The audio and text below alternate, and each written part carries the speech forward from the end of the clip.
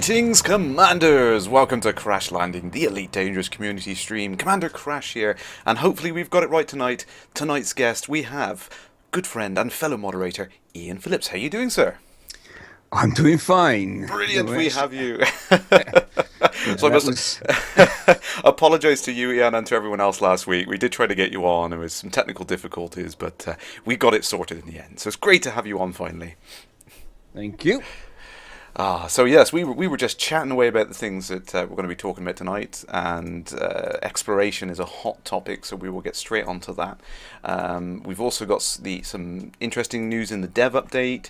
Michael Brooks teasing us more about power play, and he's a terrible tease, that's where I get it from. Of course, newsletter 71, and there's a new competition which I want to touch on as well, which is really, really good. So greetings to everyone in the chat, great to see you there, thank you for joining in already.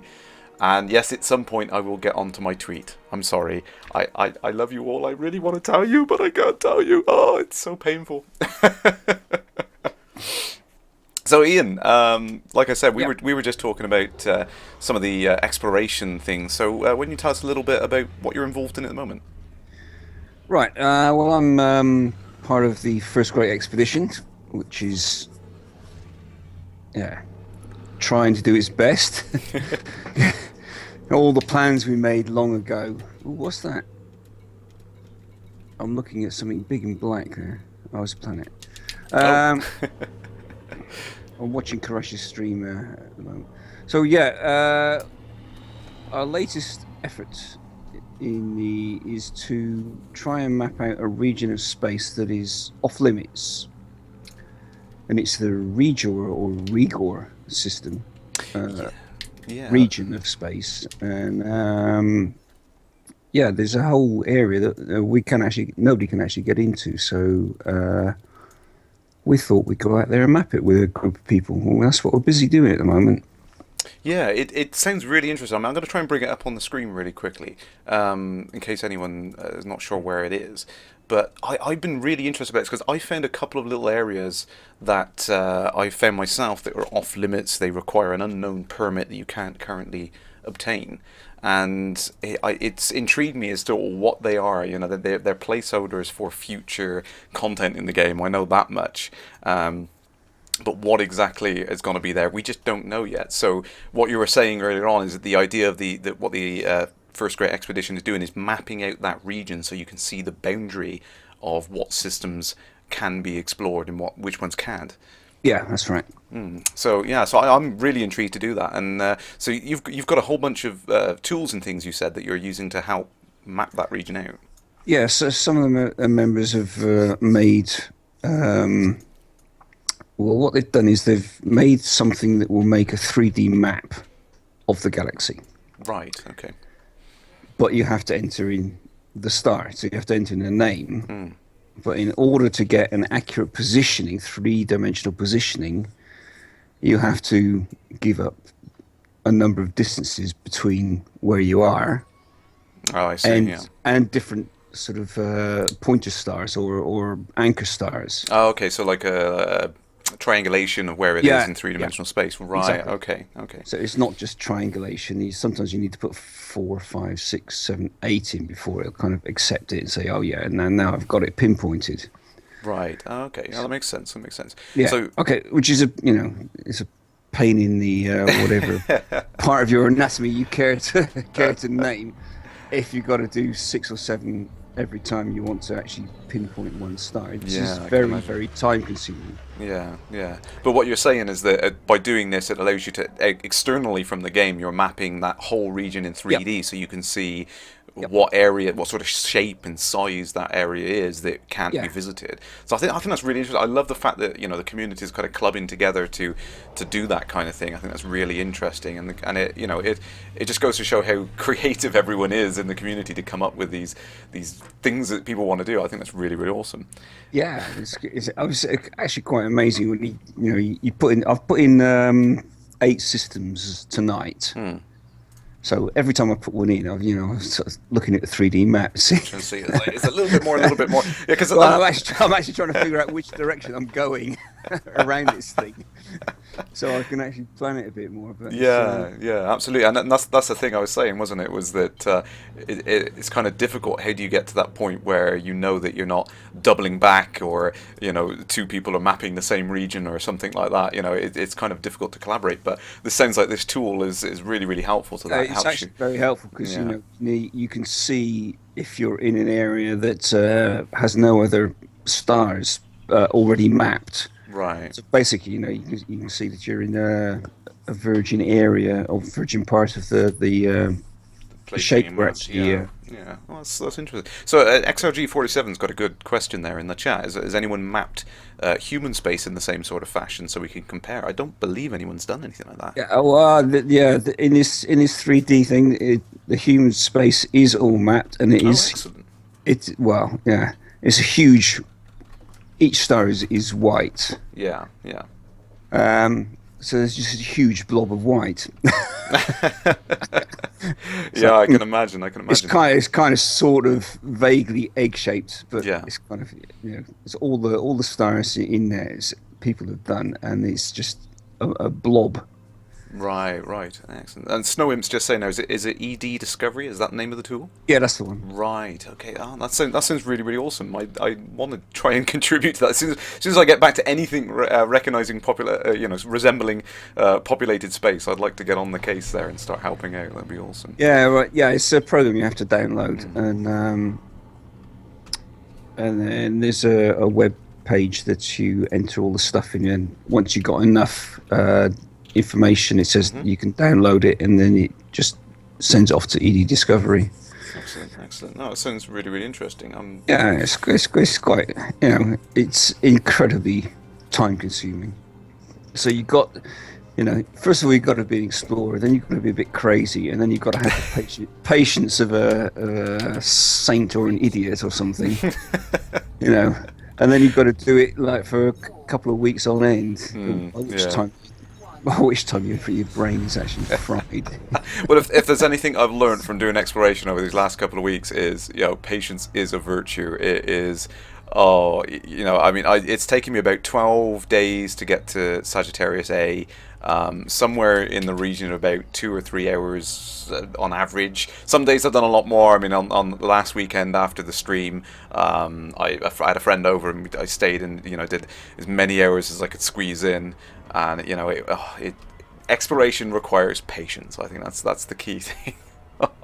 Yes, it does. So you've got to find. Basically, like with anything, you've got to find something you like doing. Yeah. Otherwise, I've seen people. I was talking to someone in a thread, and he was like, "How do people find it? Well, this fun?" And I go, "Well, we think differently." Yeah. And the example I used was, years and years ago, I had a test for programming aptitude. So everybody, hundreds of people did the test, and then or 100 people, whatever, all sat in a room. They came in and read out a few names and said, if I haven't called your name, can you please go into the next room? So now, we were split off. Now, I was one of the ones with programming aptitude, and they were told, congratulations, you are part of the 15% of humans that think in a way that makes you, that you have an aptitude for programming. Yeah, yeah. So the basic thing I got from that is, there are groups of people that think differently. Yeah, absolutely. It is one of those things that everyone's got a different kind of personality when it comes to problem solving and that kind of thing, or whether your level of patience and that kind of thing. So it's definitely different strokes for different folks, I suppose, is the thing to take home. And whilst the game's got some really good elements in it, like the combat and stuff like that, for people who want that instant action, there's also a lot of other things you can do, like the exploration, which is a completely different play style and fits a different personality. And I think it's amazing that the guys have managed to get simultaneously like sprint and marathon together in one experience, which is quite clever. I think it's really really good. Yeah, I think it's to do with just the scale of what the area you're actually playing in, or the game is based in, the whole galaxy. Yeah, absolutely. It's crazy. And speaking of ridiculous scale, I've just arrived at Sagittarius A star, which I want to show it very briefly to everyone, and then tonight I will start my long and arduous journey home. Which is, oh yes, yes, Oops, that's a big black hole. it is a ridiculously large black hole, and I absolutely love the distortion effects as you get as you approach it. You get really, really close to it. Now, last night, my good friend Abacus, he's in the chat, I hope he's refreshed his browser now. I was just telling him about it, and I got so close to it that I heated up and caused myself a little bit of damage, just trying to show it, and yeah, that was a silly thing to do. But I managed to survive, so I'm thinking now's about a good time for me to head back, and try and get myself repaired and cash in some of this exploration data. But yeah, that thing, it's stunning. It really is amazing to behold that, and I love the fact that you're seeing the stars from behind the camera right now. You're getting this weird distortion effect. Really, really surprising looking image. And the other thing which is really it's hard to kind of demonstrate it on the stream, but I've noticed very subtle changes in the sound of the frame shift drive engine, and the thrusters and everything when they get close to a source of such gravity. It really is like going through treacle. It's crazy. It sounds different. It feels different. You know, if you hit that exclusion zone and you have to turn around and get back to the escape vector and pull away from that black hole, you can feel the thing struggling. It really slowly gets back up to, you know, megameter speeds again. It's absolutely crazy. But I've only been to 2, so I haven't actually dared to get that close. Oh no!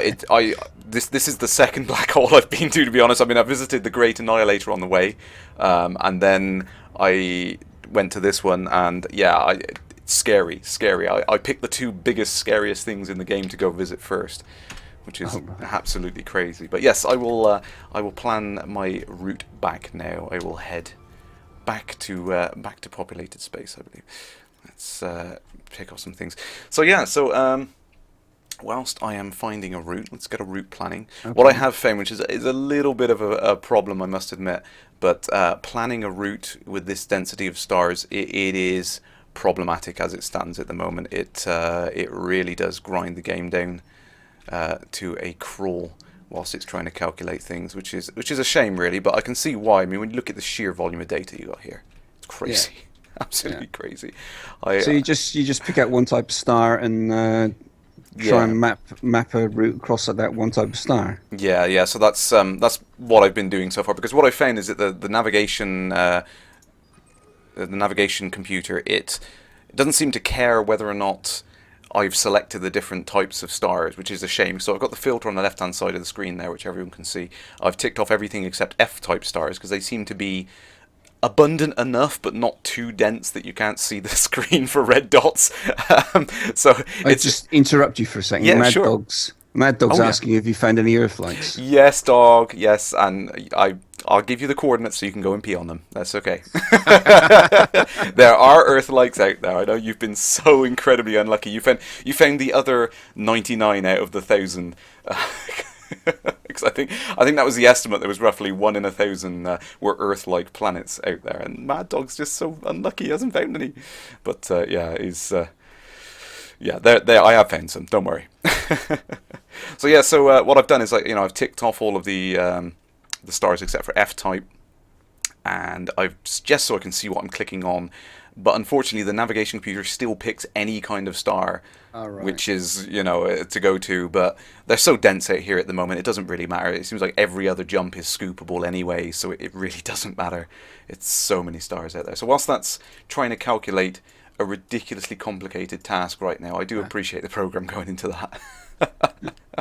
We'll quickly get onto some of the other topics. No other things in the chat. Let's have a quick check. No, I think everyone's making fun of Mad Dog not being able to find Earth. Like, it's not his fault. It's procedural generation is trolling him. And speaking of trolls, actually, I'm not sure if you saw this, Ian, but last night I was on Mad Dog's stream, and I decided to give a sneak peek at an exclusive port of Elite Dangerous. Have you heard about this? I saw a screen print on Twitch or something. So I was looking at the the GIF that went up into the newsletter. We'll show that later on. There was a GIF that Adam Wood favorited, and I kind of hinted to him that it'd be really cool if there was a port, like a demake, to this system. So I went and did this. Yes, I went and made myself a little Spectrum screenshot complete with color clash. If you look carefully at the pixels, there is color clash in the middle there. And I tweeted that out last night, and yeah, it's got quite a few retweets. I'm sorry. Okay. I'm sorry, guys. I know that's mean. Yeah, that's it. Yeah.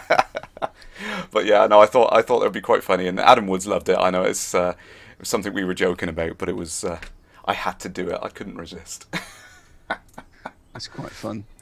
Yeah, I love doing the things on the Spectrum. I mean, I was kind of toying with the idea. Maybe I can get it all loaded up on the emulator, and I could I could play it back. Yeah, I saw a comment. Somebody said they could totally hear the Elite loading onto the Spectrum. And yeah, honestly, looking at that, I can as well. It brings back memories. But yeah, I was thinking I can actually export that onto a tape and I can play it back at some point. I'm going to play around with that, but it's going to take me a little bit more time to do it. I would love to do something like an 8-bit demake of Elite Dangerous. I think that would be hilarious. That would be so funny to do something like that. But maybe if I ever get enough free time, we can get onto something like that. It would be really good fun. The Stripes bring back memories there from Saturnine. Yeah, I gotta love those. Gotta love it.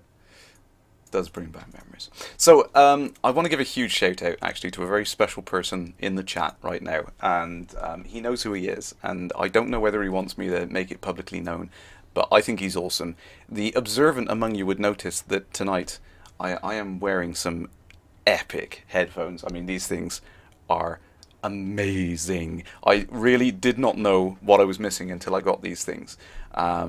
And also, to go along with it, which is even crazier, look at this. Look at this. Oh, yes. A proper sound card. Now, I have the awful admission that up until now, I've been running on internal built-in sound, which is just about gets by. And I did not know what I was missing until I got something like this. And all of this was kindly donated to a fantastic fan in the chat right now. He is an amazing person, and I really do appreciate all of his support and everything for the stream. And and it's wonderful, the support that everyone's given me. I appreciate every pound that everyone's put into the stream, every donation I've got. But when you guys send me things in the post, it really is. It's. I don't have any words, and that's I don't often say that, but yeah, it's truly fantastic. So thank you very much. What you? I know. Speechless. Yeah. So get your wife quick. Call. Yeah, and she's terrible. Oh, speaking of which, how's Shorty? She's doing okay. Yeah, she's the sickness is kind of subsiding a little, but she's still feeling so tired and what do you call her now? Roundy or something? she's growing outwards, not any taller, but yeah, she is. She's doing okay. She's doing okay. Hopefully she wants to come back in, and she really misses chatting to everyone, and she wants to at least try and get onto the text chat if she feels up to it. But at the moment she's feeling like if she sits down in any position for so long, she feels uncomfortable and sick, and so she's struggling at the moment, but she's getting by, and she does appreciate all the thanks. I'm passing on best wishes from everyone in the chat, and she really does miss chatting to everyone. So yeah. Yes, Commander Jan, Commander Shorty. Yeah, she's that's my sister, and she does miss playing the game as well. She like says she gets the morning sickness and then the motion sickness on top of it. It's kind of exacerbated everything. So, what's that? Gaming? Oh right, you got a. Oh, was a little bit of delay on the stream, was it? Sorry. Oh, the stream, yeah. I just saw the root come up. Yeah. It's absolutely awesome. Absolutely awesome. I was really shocked and surprised to see that when I come home from work, and I was like, what on earth is this? I'm like, this is crazy. So I've been having great fun getting it all set up. It's really nice to have a great sound card, and the subtle details I've been picking up, like the sound of the adder, it sounds different. Just little things that I didn't notice before. The heat alarm really kind of comes through on the HUD and everything, and I can appreciate sounds like I wasn't before. It's crazy how much a good sound card and the good headphones work in this game. And I didn't realise what I was missing, I suppose. Yeah, I've got 5.1 headphones, so I don't know. I've never had anything else, so I don't know what to compare it with. I'm not sure I follow Saturnine on there. Tell us who, or we will all press pause on the stream. Yeah, I will, guys. I'll pass on your best wishes to Shorty as soon as I see her. Yeah, and like I said, she does appreciate all the messages from you guys, and she really does want to get back on and chat to you as soon as she feels a little better. Yeah, gaming with Ian. I must admit, mate, I didn't realise what I was missing with onboard sound. When you get something like it's crazy. It's really, really awesome. I'm scanning away. I'm going to get myself away from this, and then we will jump straight onto the newsletter. Now, some of you may have caught the Elite Dangerous did an official stream yesterday. Yes, finally. And I know, yes, I know, before we go on, they had some audio issues, which was ironic when you think about it, because they had Jim Croft, the head of audio, there, which is, yeah, I feel really bad from the, there was some genuine issues with it. They had it all set up, ready to go. It was all working fine, and then when they went live, all sorts of issues, and lots of people were trying to help it in the chat, but it was just really unfortunate that it didn't work. They are working on it, and it will get better for the next stream, so don't worry. I think we all just need to be patient and kind of understand that they're doing what they can to get it working. And I really want to support them and let them do more streams. Kind of encourage them to do more streams. So yeah, it will be sorted. Don't worry. So we better get onto the newsletter actually, because I've been gushing and waffling and everything else, but I really do mean it. I do appreciate everything, all the support from you guys, and it really is fantastic to get gifts and things from you guys in the community. Thank you. Rightio. So let's get on to the dev update. So there was a dev update on the is this today? No, yesterday, 16th of April. Michael Brooks teasing us more about the various things in Paraplay. So a couple of things he was bringing up there was a little bit more information about the drones. So it sounds like drones are kind of universal. You can buy them, but then you can assign them roles. And one of the new roles that you mentioned in the dev update was the idea of a prospector drone. So you could go out and figure out what materials are inside asteroids before you attempt to mine them. I think that's really interesting, but I'm not sure how that's going to affect mining gameplay. I don't suppose you've had much experience with mining, though, have you, Ian? Well, let's just say I've never done it yet. I think that's the general consensus from a lot of people, and people have asked me before. It's like, oh, you haven't done it. It's like, yeah, I've tried it. I've given it a shot, and I can see why people don't want to do it. Is because it's not as profitable as other things.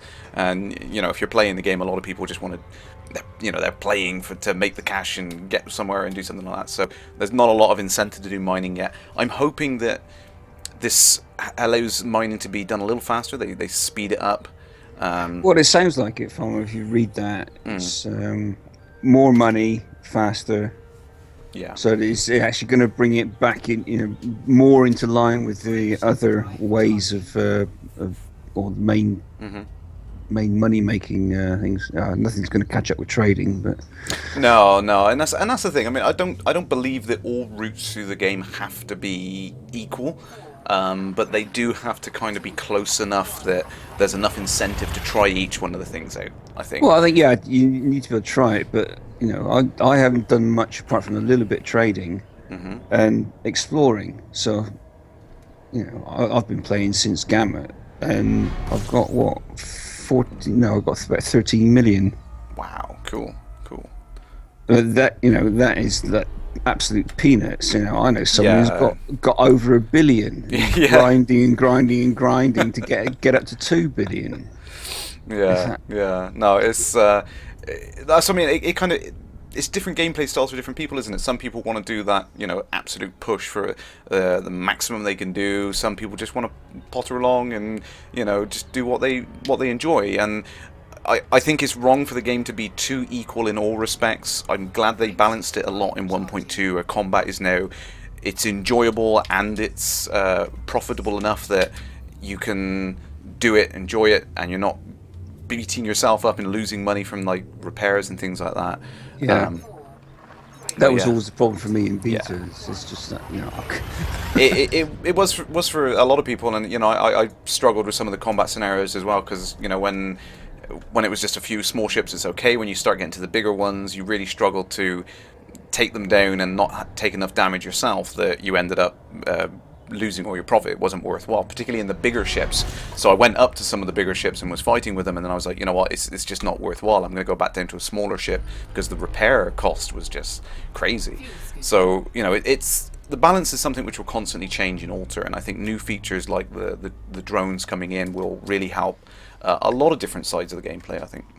yeah, it should do. I mean, it's actually looking like or sounding like mine is something I'd like to give it a go. I've not actually done it at all, so it'd be something completely new for me. And then with all the drones and everything, there's also a new part of the game. Which, Yeah, you're becoming into it with like the most optimal experience, And I know a few yeah, people now that they've bought the game and they haven't had the opportunity to play, or they were waiting. One of the guys I work with, for example, he wanted to play the game, desperately wants to play the game, but he is kind of stuck at the moment because he is still waiting for somewhere for the particular joystick he wants to come in stock.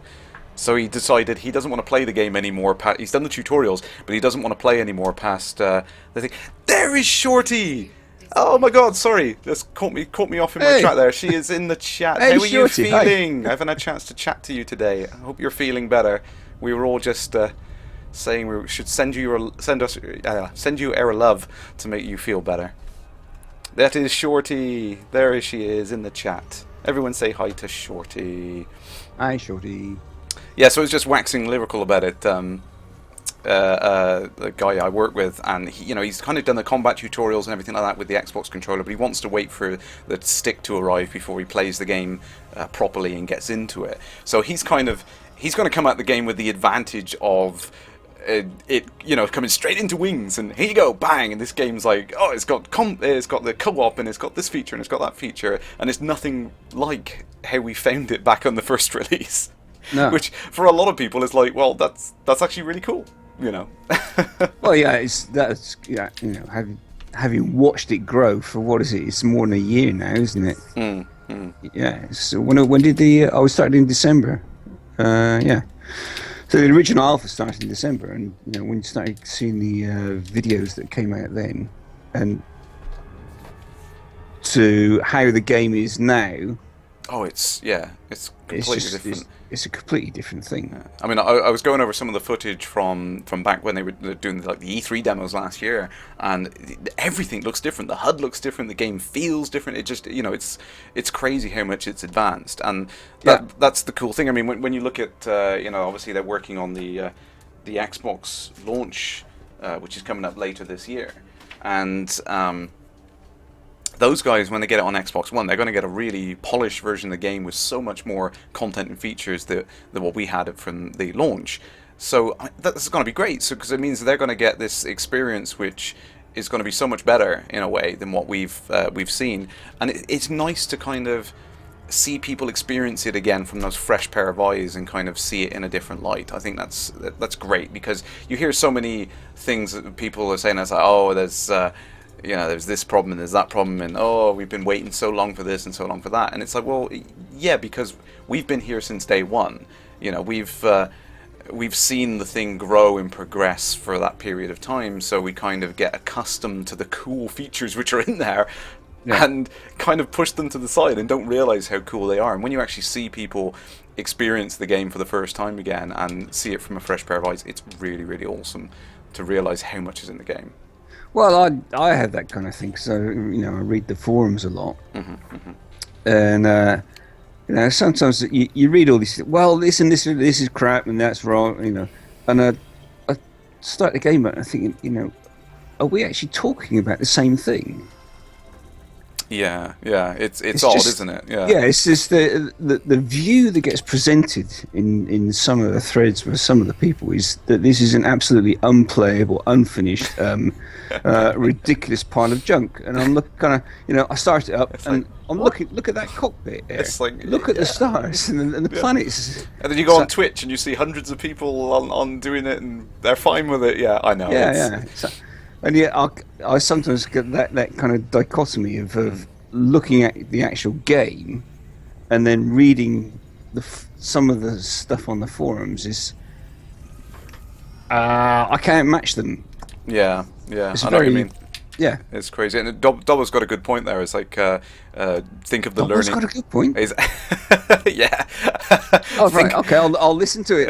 What is it? It says, Where is it? think of the learning curve. We testers had it easy, and yeah, we kind of were incrementally introduced to the features in the game. So we all kind of learned little bits at a time. We had the combat tutorials were the first things, and then we had the docking, and then we kind of layered on the features piece by piece. We started off with just the 5 systems to go to, Yeah. then 50, then a few hundred, and then it was like a few thousand. You know, each one of the Started off with just one system. it was just the one system, yeah, and you have to load through the menus. There was no hyper jumping or anything like that, and you know people forget that and how far the game's come in a short space of time. So it's kind of it's fascinating to go back and look at what we've seen and how our kind of piecemeal introduction to the game, and then seeing people like I will show everyone on screen now. I have, even though I don't actually own an Xbox One, which is silly, I know, but I have bought the official Xbox magazine, and I've been reading the lovely article in there, full 6-page spread for the Elite Dangerous article, which is awesome.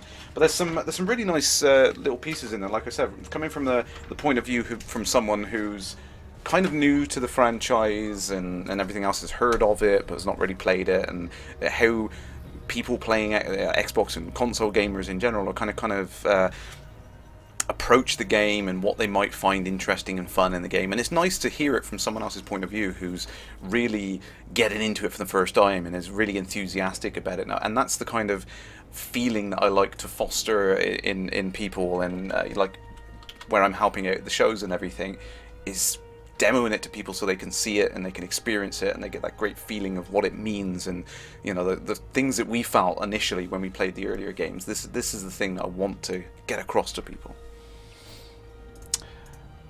Just going to catch up on the chat really quickly there. Thomas said, yeah, thanks, Ian. Yeah. You're welcome.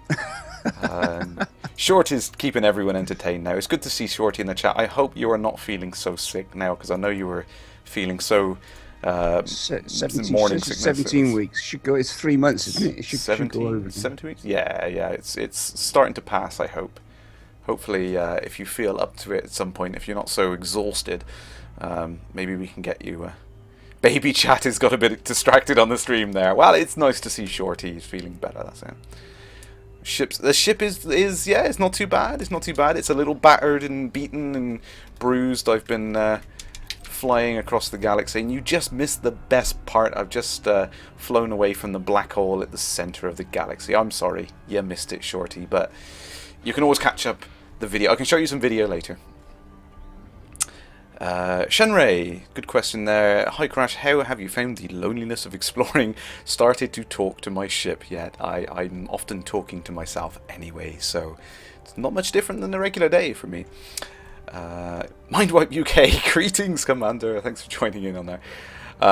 Yeah, I must admit the exploration, I don't know if you felt the same way on this side. I mean, how far have you gone out, Ian, in exploration? Where I am now, that's actually the furthest of...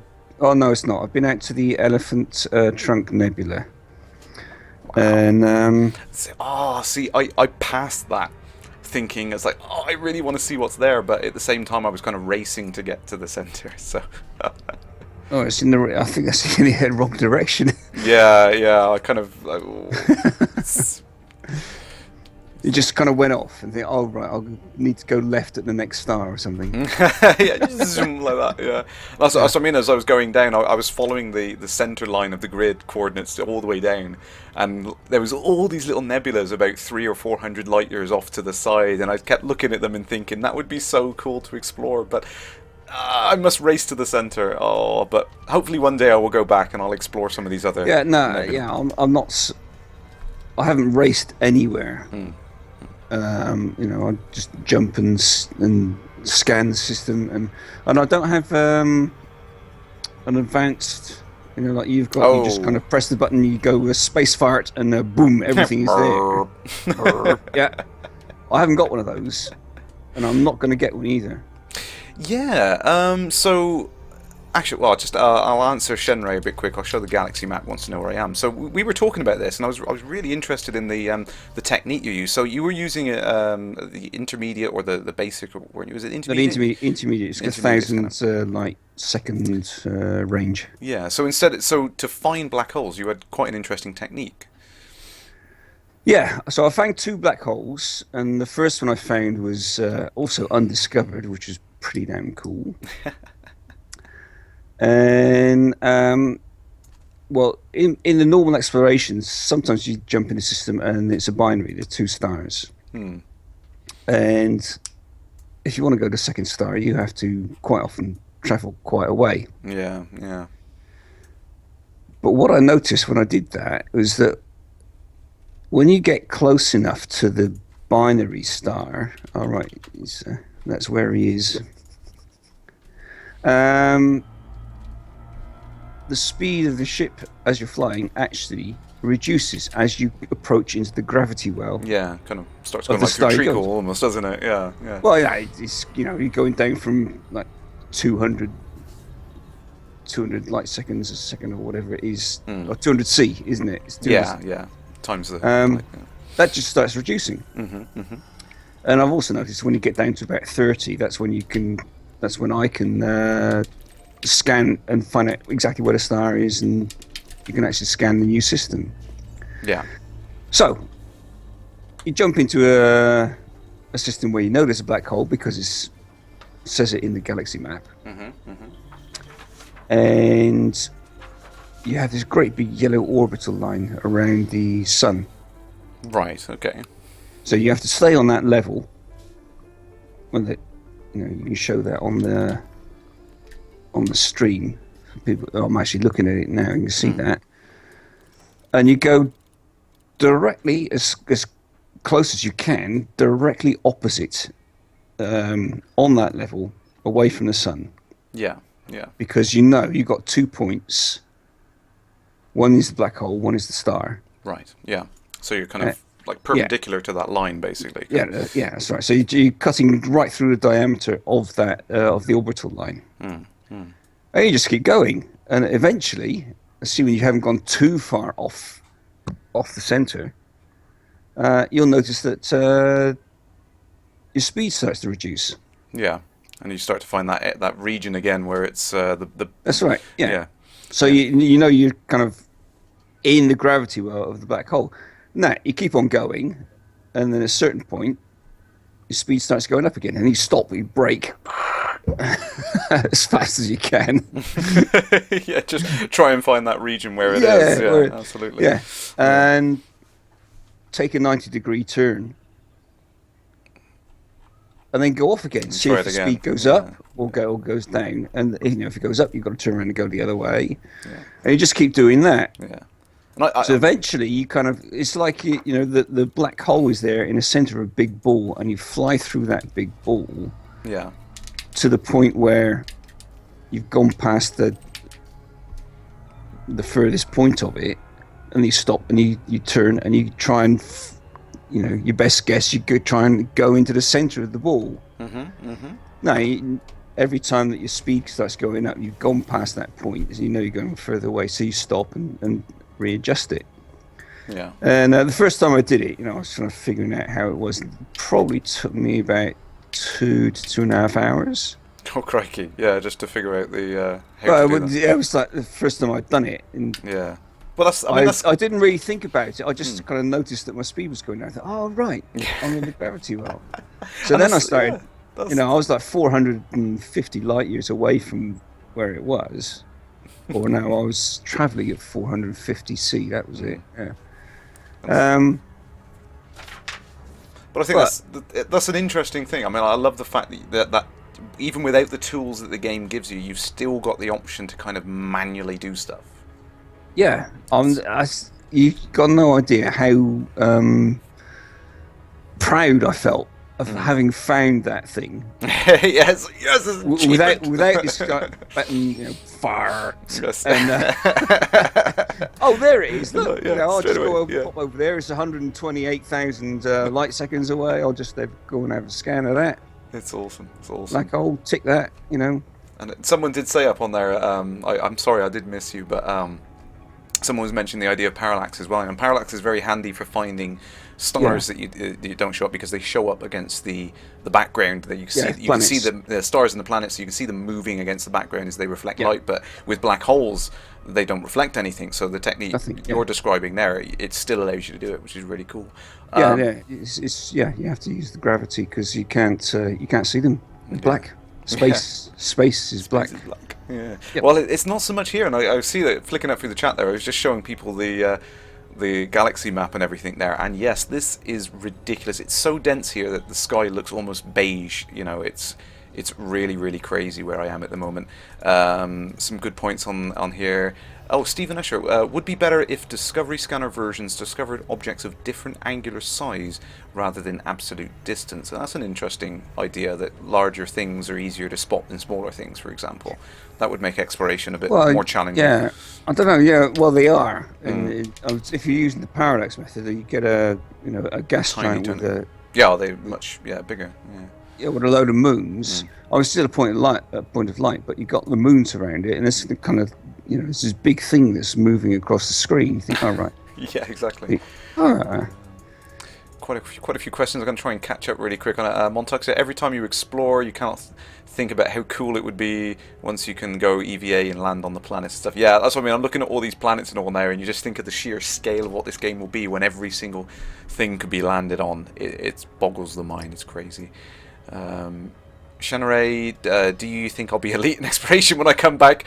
I doubt it, my friend. I have not really stopped in it and scanned a lot of things. I've just kind of rushed through to get to the center.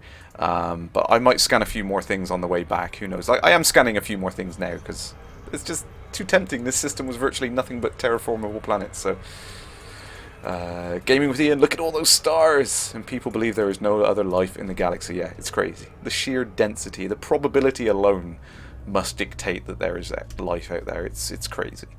Sheer numbers we're talking here is crazy. Dobbo, my God, it's full of stars. Yes, it's full of stars. I'm afraid I can't quote that, Dobbo. I can paraphrase away though. M. Hughes, 13 million credits only took you from Trailblazer to Pathfinder. Wow, yeah. It's crazy, isn't it, the amount of money you need. Commander Jan, remember to bring a tricorder down to the planets to scan things. Yeah, absolutely. You can imagine that. I mean, there's so many cool things that can happen from that. Glimsong, greetings, Commander. Sorry, I'm just trying to catch up on the chat. It's really good to see so many people in there tonight.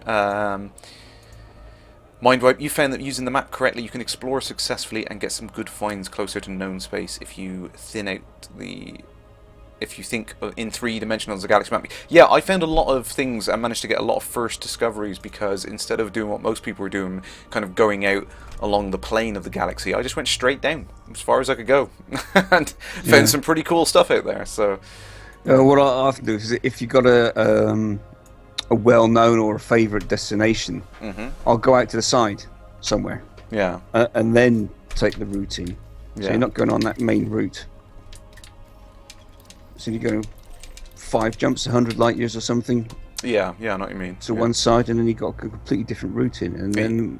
It is. I mean, that's what I found. I mean, as I've been going along the center line, I found a lot of familiar names. Dobbo, I found a lot of your stars with your name stamped all over it, and a lot of other names as well that I keep seeing spotted around them there. But as I kind of wavered around, I did still find stars that no one had touched, which is crazy to think that even though quite a few people have made it out to the center of the galaxy now, there's still so many things that people just haven't seen. We've all kind of gone along in our own routes to get there, which is crazy. Shorty's got a question. How far is it back to the nearest station? Well, let's find out. It's something crazy. Now, I know Sol is something like 25,000 light years back. When I look at it, it scares the life out of me. Put us back on population. No, I want. What's your jump range in that?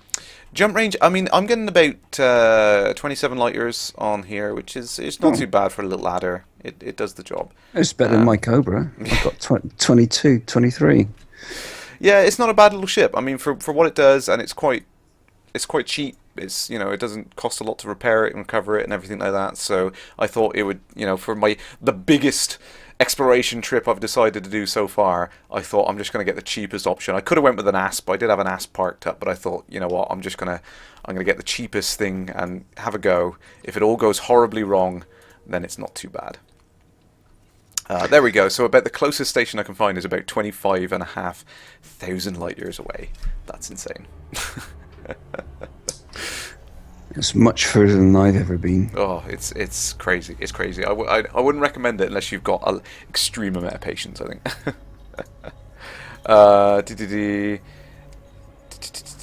Right, let's quickly try and Chiana's Geek. Do black holes in the game have an accretion disk which radiates? Now, this is funny you should say that, actually, because there was a piece in the Xbox magazine article where David was talking about that, and he said that they haven't put accretion disks in because they're actually very, very rare. The possibility of finding a black hole where there's a body near enough to it that would cause an accretion disk to form is so unlikely that they haven't put it in. Now, I could tell by the way he was explaining it that he's probably thinking he would love to put it in, but it's one of those things where you've got to kind of things fall on the cutting room floor of the amount of effort required to put it in would outweigh the the benefit of it showing up in a few systems, which is unfortunate, but maybe it'll be added in the future. Yeah, I think I should respond to Stephen Usher. It's 23 light years. That's a heavy Cobra. Yeah, I haven't really stripped it down.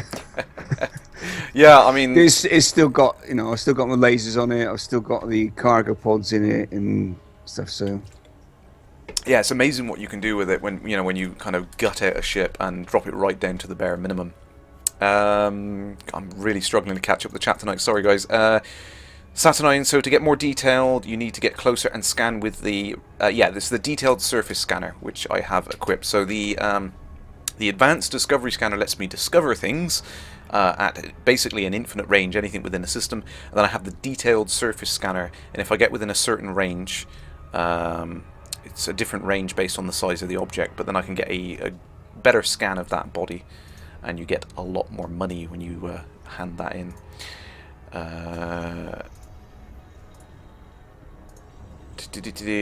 How many systems have I passed through on my little jaunt from Smarty901? I don't know how many on this particular trip, but when I come out, let's go down to the stats. So total systems visited is only 1,811. That's crazy. That's crazy. It's in how far I've come, and there's 400 billion systems in this game, and I've still only visited less than 2,000 just to come this way. That's crazy, absolutely crazy. Trying to catch up on there. Any of Sam Isham's? Yeah, I've seen a few of Sam Isham's XLG. Yeah, I've definitely seen his. He's hanging around here somewhere. I know he is. I'm not surprised he's probably explored a vast percentage of the galaxy by now. I think from the quote in the magazine, actually, I was reading it. Where is the...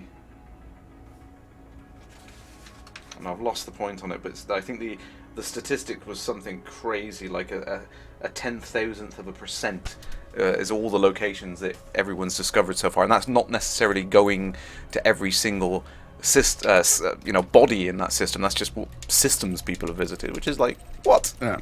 A tiny. What's that? It's the stars that have been scanned. Yeah, basically, yeah. Well, systems that have been entered at least once by one player, and there's like 1/10,000th of a percent of the entire thing. It's like, really, it's crazy. That's a lot. A lot of stars. It's crazy. Mindwipe. Did I take a repair module this time? No. Yeah, after my little exploration run in yesterday, like I said, when I was talking to Abacus, I got my cargo hatch and a few other modules down. My cargo hatch is at 54% at the moment, so I thought, well, I'm halfway on my journey. I need to head back, so 54%. That's the time when I'm like, yeah, I better turn around now. Ooh. Oh, Zombie Steve. Cargo hatch, that's not important. Cargo hatch, we don't need that. It's just reading out from Zombie Steve there. You went straight down, found lots of unexplored systems, and unfortunately, when you on your way back, you overshot your landing and lost the lot. Oh, don't tell me stories like that. Wait for me to get back first. Oh, Stephen Usher. Yeah, I was going to say, actually, I've noticed a couple of these. You get these odd, random floating dots, and I know there's a lot of talk about aliens and stuff like that, and people keep seeing with these random dots. I'm not sure whether it's a bug. I think one of the supercruise dust particles might be getting stuck on my windshield or something like that. I've only ever seen it in systems with black holes. Yeah, and that's what Stephen Usher's saying there, that you often have little artifacts like that. I can't see any black holes in this system, whether or not I've just not found one yet. But they should show up on an advanced discovery scanner, though, shouldn't they? Yeah, well, it would be in the galaxy map, the system map. Yeah, I can't see any on around here. So, one terraformable volcanism, three terraformable planets. That was worthwhile. That was a worthwhile stopover, I think. But we shall head on our way. Dum dum dum. More messages below. Yes, I know. Twitch chat, you're screaming at me. Sorry, guys. Please do keep sending messages. I do love to answer your questions. I'm just. There we go. I think I have caught up. Oh, Abacus, do not apologise, mate. It was my own stupid fault. I was so keen and eager to show you the black hole, and I was really excited to talk about it, and I was just kind of waffling away like I do, and didn't even realise I was in the heat zone kind of cooking. It's my own fault. So next week, power play. Oh, I'm dying to tell people about what's coming up. I know. I know a few things. Oh, but ignore them. So you can tell me. I can't say yes if I mute the microphone quickly, Ian. And then yeah, I'm really excited next week. If it all works out. Now I know it doesn't always work out, and it's by no means it's not anyone's fault if it doesn't work out. But I'm hoping I should have a little bit of exclusive information that I can share next week. It was originally going to be one of the guys from Frontier was going to come on and talk about it, but unfortunately they're not going to be available. So you got me instead. Well, I'm gonna record a little section and I'm gonna play it out on the stream next week. But it's still gonna be cool because I'm not really sure on the exact details of it yet, but I'm really excited. I really want to tell people about some of the things I know, and there's still some things that I don't know myself, so I'm really keen to talk about it as soon as I can. But unfortunately, I can't do that until next week. All right, I'm okay. Here's a question then. Is it awesome? Yes. Okay. It's all. Yes, it's awesome. Yes, you heard it here first, folks. It's awesome. But yeah, I mean, I'm always keen and eager to talk about some of the upcoming things. It's always been about the potential for me, so it's really, really cool. Sorry, Dark Matter Generator there. So, when we reveal the roadmap for Elite, I secretly photographed at the Frontier HQ. Now, I saw some cool things when I was there, but I was really careful not to take pictures of things I shouldn't.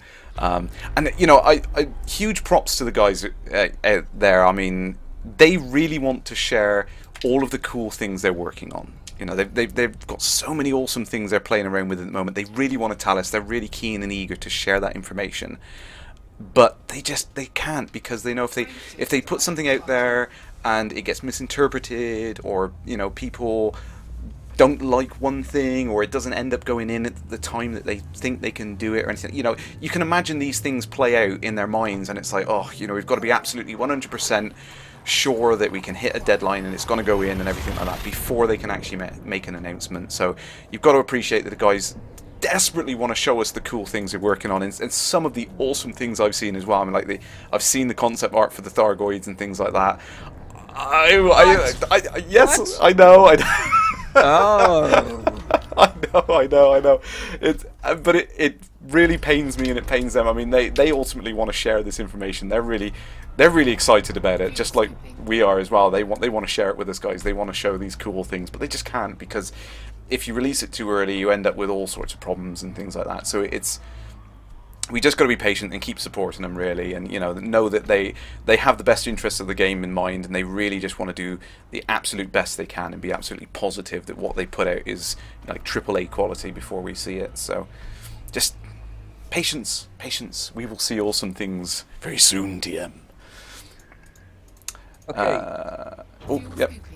Well, the only other thing that Michael is talking about in the dev update is the Mac build, and there's one thing on there that he mentions soon, well, however soon, in a few weeks, is the Mac and PC crossplay. Ah, yes. Yeah, I'm actually really looking forward to that, because the beta testers can get into that, can't they? Yeah, absolutely. So that's going to be really interesting to see how that works out. I love the fact that they are desperately trying to get this kind of cross-platform play working. I'm hoping it's something that will work out for the other versions coming down the line. But it's nice to see that they're at least trying it out with the Mac version. Hopefully, good things will come of that. It's just, for me, it's brilliant because it doesn't divide the community anymore. It allows more people to get together, and it makes the universe feel more alive and involving. And I think that's really, really awesome. It's great to see that that's going to work. Yeah, so that's something that I don't have a Mac. I've never been that interested in having one either. But this is, I'm really looking forward to be able to kind of get on and play, and then play with a group of people on a completely different operating system. Yeah, absolutely. I mean, sorry, Mind Wipe just caught my attention there. So, crossplay with Xbox, it's going to happen. I don't know if it's going to happen. I know it's something the guys, like I said, He says, that's not going to happen. I'm confused by a double negative. Hang on. Like I said, they really want to make the game the best it can be, and to make the game be more alive and with more players. I know that they would love to support crossplay, but there are a lot of challenges to making that happen. It's not a simple case of just, hey, we're going to enable it and bang, there you go, it's done and dusted. It's never going to work that simply. There's a lot of things that need to get in place to do it, and like they've cited that getting everyone up to date with the client at the same time is a very, very difficult thing to do, and they don't want to hold back updates to the PC version so that the console versions can stay in line, which is problematic when you're trying to do updates like that. You're not going to be able to keep all systems on all places up to date and everyone talking to each other with the same networking protocols and stuff like that. It's really not going to work very well. There's a lot of technical challenges they need to work out first, but I'm glad to see, like you said, that Mac and PC are at least going to be able to play together, which is going to be cool. Yeah, it should be fun. So just a quick check on the chat there.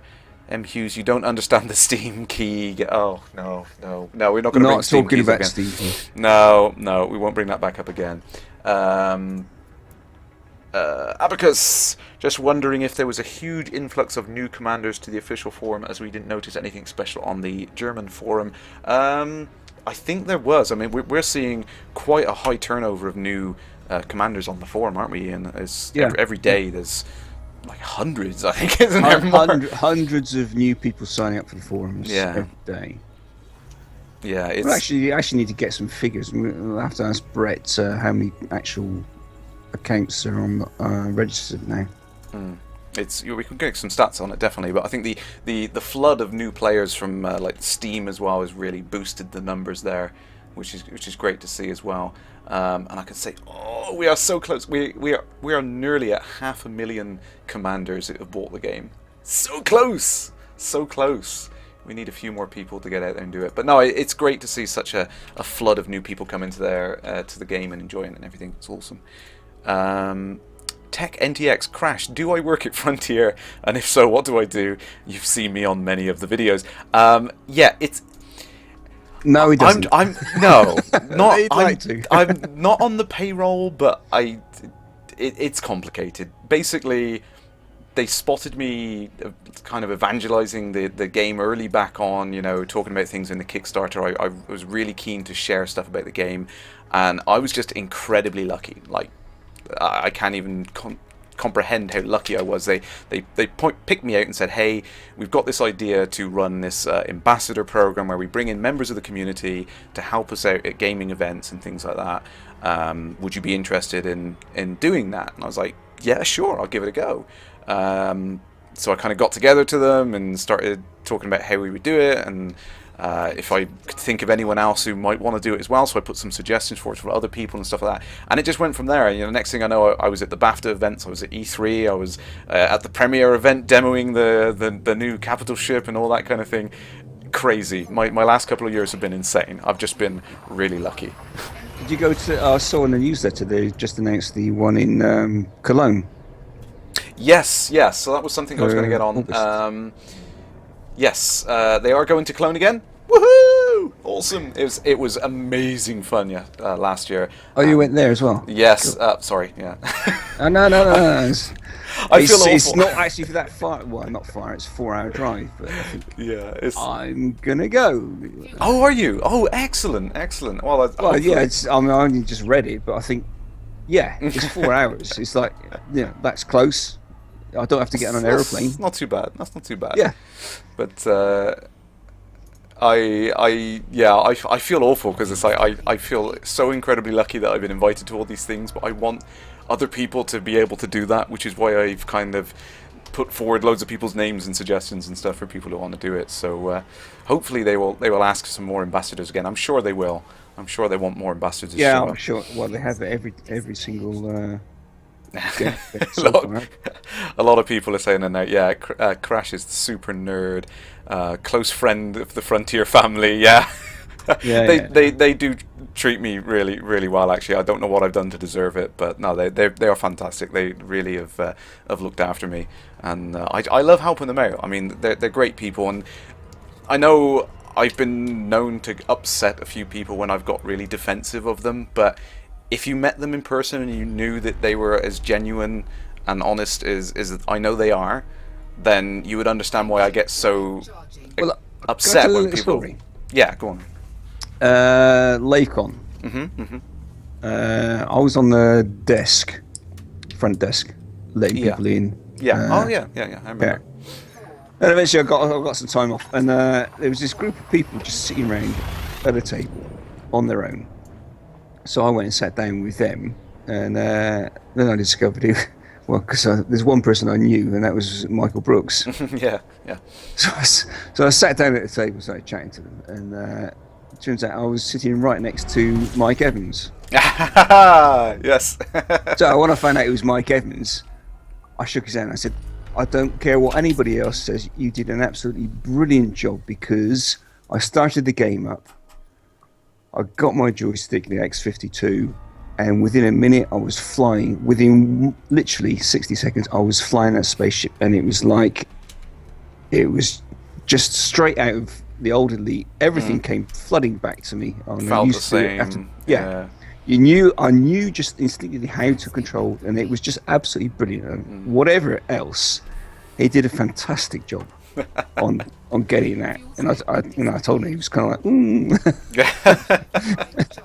But that's the thing, isn't it? It's like we see these arguments and these things, and people berating things for just stupid little things that they don't like about some aspect or something like that, and there's no real kind of understanding or appreciation of the amount of effort and concern they put in. And they do read the forums, and they do want to make the best game that they can, but they can't just listen to the one vocal person or the small minority of people who are complaining about one thing. And I've seen a lot of people complain about docking, for example. I'm sorry, but my son, he's 7, and I was talking about people not being able to dock, and he was just giggling because it's like there's him, he's zipping around sort of thing and doing it. And you can't make the game accessible for everyone, but you've got to understand that it's got to have some degree of challenge into it. I think that's the thing. Yeah. I've missed some of the chat again. Sorry. Mindwipe's got a good thing there. I will give a shout out there. Last week, Uncle Art is now doing a documentary as well. Again, is a bonus CD. With the original sounds on awesome. Oh, the crowd has helped him repair his old hard disk. That is fantastic. I knew something like that would happen. I was really gunning for that because when he said that he had to withdraw on his Kickstarter, he because he had some issues with trying to read some of the old hardware and stuff like that. But that's brilliant that people have helped him recover it. That is absolutely awesome. So for those who don't know, Uncle Art he's the guy who done a lot of famous music from back in the day. We know a lot of them, and in particular, one that stands out in all of our minds, I think, is the Frontier Elite 2 theme tune. And he's starting a Kickstarter to get them redone, and he's talking about redoing the Frontier theme with an entire orchestra, which is like, so want. Oh dear, yeah, so that's really awesome. If you haven't already checked it out, go on to Kickstarter and check out Uncle Art. That's going to be really, really awesome. Vonatar, no, I did not touch David's BAFTA. That's getting a little bit... Abacus, yeah, I agree what Abacus is saying there. Yeah, the Frontier people, they're awesome. They're really great people. If you get a chance to be an ambassador, absolutely, yeah, you should go for it. Saturnine, I don't feel like I deserve it. I don't feel like I do enough. Mr. Janks, yes, that's right. I'm so dedicated. I've been there. I've got the tattoo. See, there you go. Does who have an elite tattoo? I've been branded for life. Yeah. Yeah, absolutely. That's the stamp to say that that's where my NDA is written. So you know, I can. Yeah, it's it's tricky. Yeah, it's tricky because, like I said, I've signed the NDA and all. I can't say everything, but there's some cool things about what is coming, what might come. You know, what's around the corner, the possibility and stuff like that. And I've spoke to David about a lot of the things they'd love to do. And the sky's the limit, really. I mean, the more support they get, the bigger and better the game's going to get. And I think that's why I'm so enthusiastic about everything that's coming down the line, because the things he's told us about what they really want to do, like getting out, walking around the ships. He's told me somebody. Saying that Kate's won an award. Oh, Kate Russell, is she in the chat? No. Somebody said, "Hey, yay, Kate has won an award." Oh, awesome, awesome. So look at that. Oh no. I'm just trying to scroll, trying to find that. Moninus, greetings, Commander. Sexy voice, Kerrash Landing. Is he talking about you or me? I don't know. Rusty Swords is going to get the thumb screws out to force me to... See, this is the thing, like I said, I would love to tell about some of the cool ideas they've got, but the problem is at the moment they're ideas and concepts, and if they don't make it into the game and someone thinks that, there's going to be space ping pong or something in there, and it doesn't come in, it doesn't come in get later down the line, or something happens and they have to change it and make it space tennis instead and so like it's such a difficult thing, because they want to tell us all these really, really cool things, but they've got to be really careful with it. You've got to understand that. And just, like I said, just be patient, keep supporting them. There's some really, really cool stuff coming. Like I said, the EVA, the planetary landings and things like that. Some of the ideas they've got are like, I would never even thought of some of the things that they've come up with. And it's just so cool. I can't wait to try them out. Yeah, I'd like to get up and walk around some of these ships, actually. And walk around. I'd really like to walk around a station. Right, yeah, absolutely, because there's so much you could do in there. I can imagine them just under the decks where you've got all the automated docking and everything. Just under those decks, you can imagine them being absolutely crammed with life and people kind of bustling around, and Well, there's if you go to the end of one of the Oculus stations, for instance. Yeah. Right around. I don't know how to describe it. There's basically a walkway, a circular walkway, going around the whole thing. And if you get close to that, you can see it's glass covered. Yeah. In every station, in every single station. And I'm kind of like, that's going to look so damn awesome if that gets filled with people walking around it. You can imagine it, can you? It's just going to be so amazing just looking at all that floor space. And when you look at the other games that Frontier built already, like Zoo Tycoon and all that, they've got the character animations, they've got the outdoor scenery, sort of things like that. Even if the first pass it doing that, getting out and going around your ships, you're limited to orbital habitats or something like that. I say limited, these things are going to be multiple kilometer square area that you can explore on a single station on some of them. It's going to be insane. The detail they can put in that is going to be awesome. Yeah, that'll really bring it. A lot of people saying, well, it's lifeless, but that's really going to bring a station, for instance, absolutely to life. It's just. Yeah, I think that's the thing. I mean, the life and the attachment of something in the game at the moment is all about you and your ship. It's the HUD. That's where the life and the activity is at the moment. It's all those things that happen to it, the sounds, the sparks, the little features and stuff like that. That's where the life is at the moment. But when they start getting down and adding in the additional detail, like I said many times before, I would really just love to see when you're in a station, having little people walking past the windows. I think that really helped to bring that kind of human connection to making you feel like there's more going on in the universe and it's alive. That's a really, really cool thing. And of course, the guys at Frontier is like, they love that idea. They really want to do that, but it's like they've got to get all of the character models up and running and everything like that. And it's a tricky thing to do. They've got to prioritize all of this work on what they're doing next, really.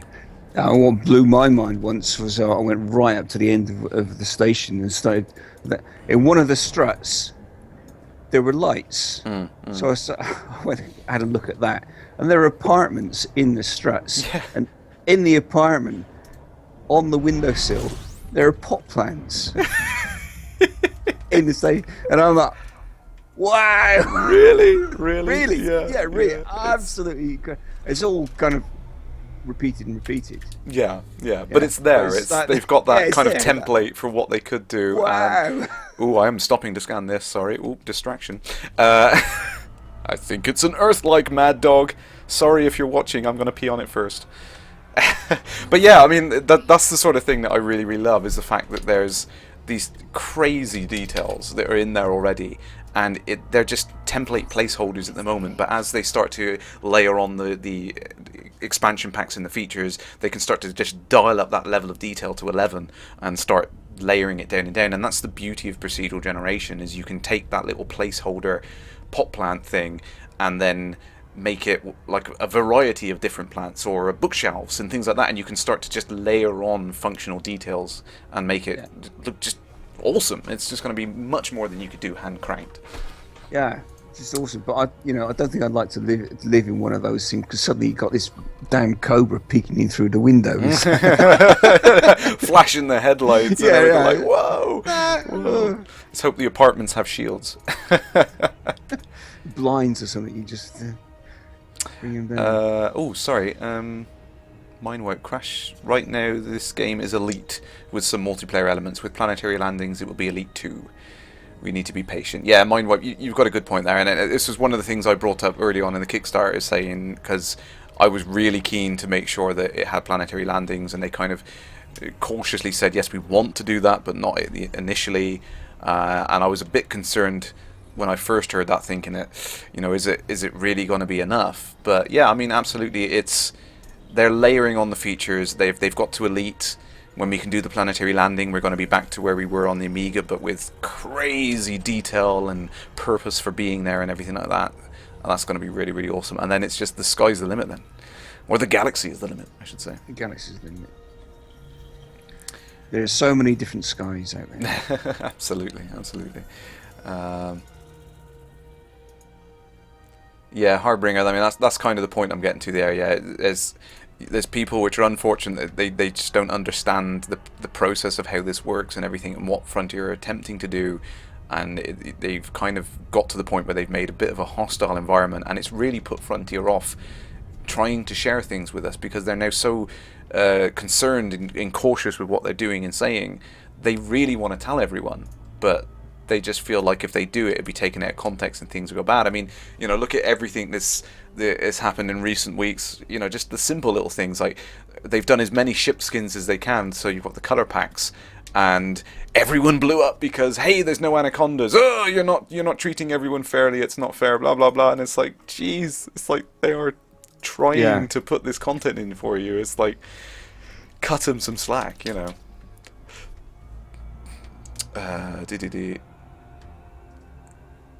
Montuxia, yeah, David Rabin's. He seems to be a big fan of the idea of big game hunting, getting down onto the surface of planets and stuff. That'd Um, be good. and I want an imitation psycho cow. I want to go hunting. Is he oh big yeah, enough? yeah, that would be cool. That would be cool. I'm not sure he'd like that, but still. No, no. But I mean, it does raise an important kind of idea, though. It means how are they going to manage that idea of um, different? I'm trying to think of the thing, like different life forms and things on the planet, because Spore did a very good job of that. That you could do lots of different creature types and things like that. Yeah. But it was very kind of cartoonish and stuff. You know, how are Frontier going to manage the idea of realistic looking life forms that are out there, but then have the variations and things that make it feel believable, that it's not too samey and stuff? Because I know that's a bit of a complaint at the moment about a lot of the things. A lot of the elements that are there are too similar. You know, that once you've seen a few of the same kind of things, you can start to notice the patterns and stuff, which is a shame because it takes away some of the effort that's gone into making them look cool. So how are they going to manage that? I think it's a huge problem. I have absolutely no idea because, I mean, if you start to think about it, you're going to have to take into account the gravity of the planet these things are on. Yeah, So the chemistry, composition of the planet, the atmosphere, that kind of thing. There's so many different factors which kind of weigh into the life forms that might develop on the planet. And the crazy thing is, at the moment, is that the game does actually have a whole kind of periodic table built into it. I've seen the evidence for that. It's there. There's all the chemical compounds and stuff. You can see when you're scanning the planets, you can get the atmosphere compositions and things like that. yeah, So all the data's there, ready to feed into the next layer down in the procedural generation system. It's all there. It's just a question of how that's going to work. don't ask me. I've got no idea. Oh, it's yeah. I'm a big fan of procedural generation, but it is a bit of a mind screw when you start going into the layers and layers of things you can do, and factors of things feeding into the next level of generation and stuff like that. And Yeah, love it. that actually sounds pretty cool. It's really really awesome. I could. Perhaps I should do a special on that. I'll try and get someone on the stream to talk about that sometime. It would be Oh, really, you should really get awesome. someone on to talk about Stellar Forge. That'd be Yes. really great. Yeah, I'll try and pull some strings and I'll get someone to talk about it, because obviously there's a lot of things, there's kind of proprietary things they won't be able to talk about, but just generally the topic of how they do some things with procedural generation, I'd love to do that. Quick catch up on the chat. Mononius, what am I doing right now? The only thing you know is this is from Anna from Geek Girly Gaming. Yes, she is awesome. I love her streams. I've been following her for a while. Everyone, I'll see if I can. You should follow her. I haven't got a stream link, but I'll put her name in the chat and everyone can catch up on a second. Yeah, you should definitely follow her. She's absolutely awesome. She does some great streams, and I try and catch in on her regular. So yeah, what am I doing now? You've just missed me being at the center of the galaxy. Oh, I better turn off some of these stars, haven't I? Hang on, whoops. There we go. So many stars. I've just got to the center of the galaxy and I'm heading back to cache in all that data, but it is going to take an excessive amount of time, so I won't be done tonight. But I will be heading back over the next few days. Alright, let's get lined up. Dark matter generator. Frontier are great. I will say that what they did in 2 years with a modest budget is impressive. Paraplay will make it so much better. Yeah, and this is a good point. This is what people don't appreciate, is the fact that they've put together such a huge, complicated game, and they've really aimed for the stars, so to speak, to such a lofty goal of what they've attempted to achieve, and they've done it on such a modest budget compared to what you see in some of these AAA games, things like GTA 5 with this ridiculously high budget it's had, and they've managed to do something that's huge like this. So ambitious. It's awesome. Oh, sorry, someone did answer my question there. Yeah, heading back from the center of the galaxy. Rusty Sword's got a good point there. Imagine doing big game hunting on a planet only to find a Thargoid away team sat waiting for you. Change of underwear time, yes. That would be... Oh dear, yes. You want to hope you've got the cloaking device then. Sorry if I've missed any things in the chat. I'm just trying to catch up with you guys.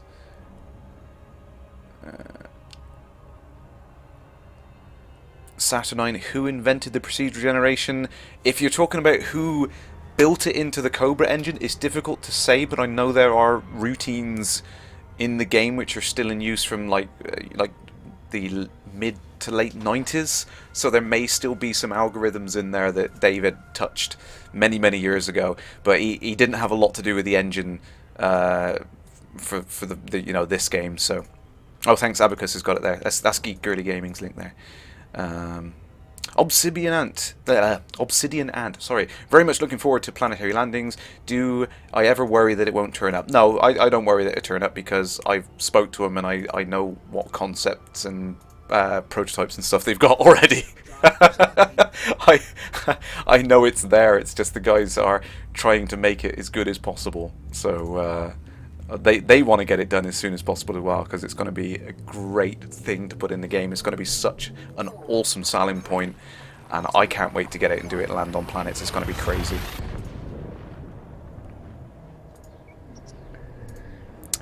Eco's 10. You don't think you're alone when not understanding how epic procedural generation is until I start talking about. I'm enthusiastic about a lot of things, and the procedural generation that was in the earlier games, like particularly Frontier Elite 2 on the Amiga, it was one of the things that fascinated me enough about programming to want to get into it and become a developer. Yeah, fascinated me as well. It was really it was mind-blowing concept, really.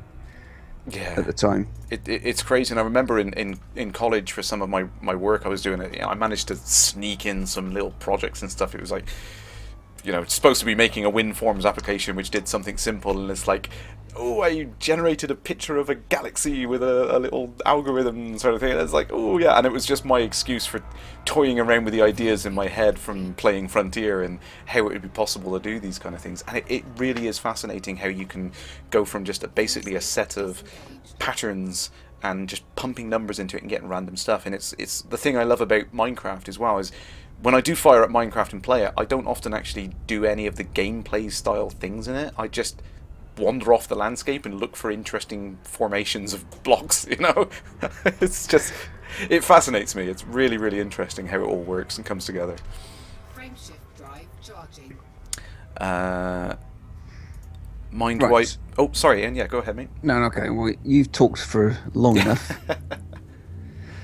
I have done. I want to talk about Drabbles. If Yeah, sure, mate. Yeah, Yeah. Give a shout out for that. yeah. So a lot of people will know, but there's a long-running Drabble thread, almost 2 years, probably a little bit longer than 2 years. And Drabble is a short story, 100 words exactly, and we have a weekly competition. So every week there's a theme that is set. Everybody writes a little Drabble, a little story based on that theme, set in loosely in the Elite universe, and we have a vote to pick the best one every week. Now the point is, we're coming up to 100 weeks. So they've been organising a couple of big events. All the 100 winners are up for to be read, and there's currently Fuel scooping complete. a sort of connected Drabble marathon thing going on. 20 people are writing a story, and it's got to follow on Disengaged. the one from the other. So that's on about Drabble 4 or 5 at the moment, so that's kind of shaping up. So I just wanted to let everyone know that's going on. There are all sorts of people writing all sorts of funny, strange, weird and wonderful stories, and Psycho Cow is organising some great big event for the 100th week, and a nice celebration. So it's good to check out. Yeah, I've just gone and posted the link into the chat there for everyone. That'll take you to the forums where that that thread is there. You can check that out. It's really, really cool. I mean, I love checking out Psycho Cow's stream. Unfortunately, he does it just before my stream. So Yeah, I was on that. Yeah, I was sitting there waiting before I came on here, and I didn't have time. I usually host him just beforehand. So if you do get here early, usually you can catch him reading out some of the stories on there. But yeah, it's really, really funny. There's great creativity in the community. Unfortunately, I am useless at that kind of thing. I am so terrible at coming up with like creative ideas. I'm more of a technical guy. But yeah, it's great to hear some of these great ideas that people are coming up with in the community. Is awesome. So definitely check that out and see if you want to contribute. It'd be awesome to have many more people in there. And if it does run over and everything, what I'm going to try and do is I'm going to try and arrange to be more involved with the next readout with Psycho Cow. But we'll see. Okay. We'll see how that happens. Might be a bit of a crossover thing going on. We'll see what happens. Oh, okay. So when is that? When is the 100th episode going to be roughly? Do we have a date for that officially? About 5 weeks time. That was from the 7th. That's. I need to work this out. 5 weeks. So we're now the 17th. That was 2 weeks ago. Right, yeah. So that might be maybe early in May. Is that maybe? Yeah. Okay. Sometime. I don't know exactly. I'm not. Okay. So it's that much attention to the timings of it. So it's usually 7 in the evening British time on a Friday, just before my stream. So hopefully I can get involved and help Grant out with that. That'd be really, really cool to see the 100th kicked off with a bang. That'd be good. Great fun. Yeah, this should be quite a good show. Frameshift drive charging. Absolutely. Stephen Usher, has anyone created a Sidewinder in Minecraft yet? That would be cool to see. Someone should do that. Maybe you'll get featured in the newsletter. So I'm quickly going to flash up. See if I can get something on the screen really quickly. Nope, I can't get. I've got a big black box that's not working. Well, I'm just going to show people really quickly. Nope, I can't get it to work. Damn it! So everyone who's seen the newsletter, I'll post up the link in the chat here so everyone can see on it. The cockpit of the Imperial Courier was teased, so I'll post that up in chat for everyone to have a quick look at. But yeah, I'm really, really keen to get hold of one of these things. Now, anyone who's played the Amiga version will know that the Imperial Courier was the one featured in the intro, and it's awesome. Really fantastic looking ship. So they've teased it, the cockpit. It looks stunning. Can't wait to try it out. And they did actually hint. There's a tiny little thing underneath it. Take the controls of the Imperial Courier in the Power Play update. So yes, when we get Power Play, we will be able to have a courier. Yay! Yeah, I noticed that as well.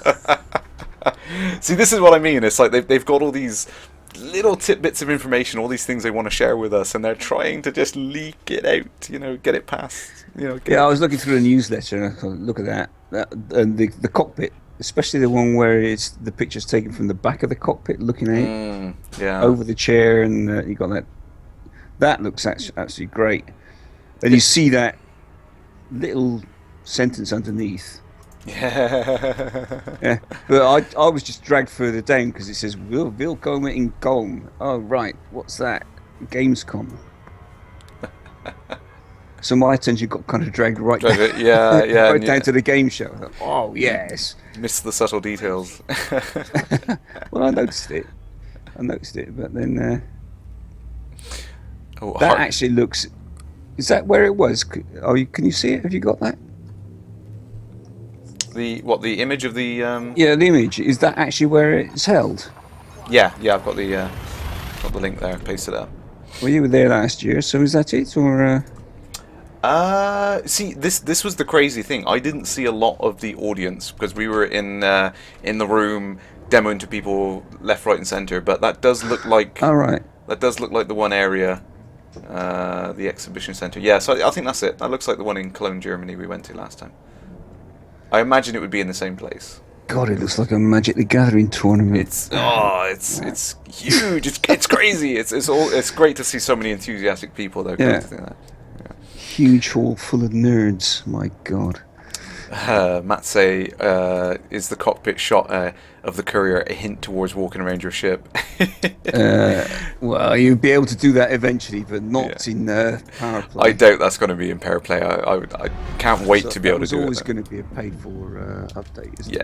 Yeah, absolutely, and it's gonna be great to see. But it's awesome to see that they've planned all of the cockpits with that in mind. You can imagine walking around and that clunking around with your mag boots on, and just that space behind there is. It's really awesome. It's all the kind of thought that's gone into how everything's fitting, and all the ships that are being put into the game, they've all been designed with internal spaces for all of the equipment and walking around. It's all been built. They're ready to be walked around in. We just can't do it. All those bits of equipment you're actually buying, they're going to be placed in the ship. Yeah, Take it. Yeah, absolutely. All of the modules you get, like the when you see the classification of the size of these things, particularly the cargo bays, you can see that they double in size with each classification. They literally have areas inside the ship which kind of double one dimension and then double another dimension and then double this dimension, and they kind of go out like that so that they Lego together in a way inside the ship. They've all of these spaces in there, so much so that I'd be fascinated just to get something like a Type 9 and just empty it out so you could walk. You can imagine walking around in the little like walkways between the cargo pods, and it's all empty, and it'd be a big cavernous area. It would be crazy. It would be like its own hangar. Oh yeah, someone's talking in the chat about Erasmus Talbot, which reminds me of that new competition. Yeah, so that's a good point. We'll get the link up for everyone in there. So Frontier are running a new competition, the Control Alt Space. See what you did there.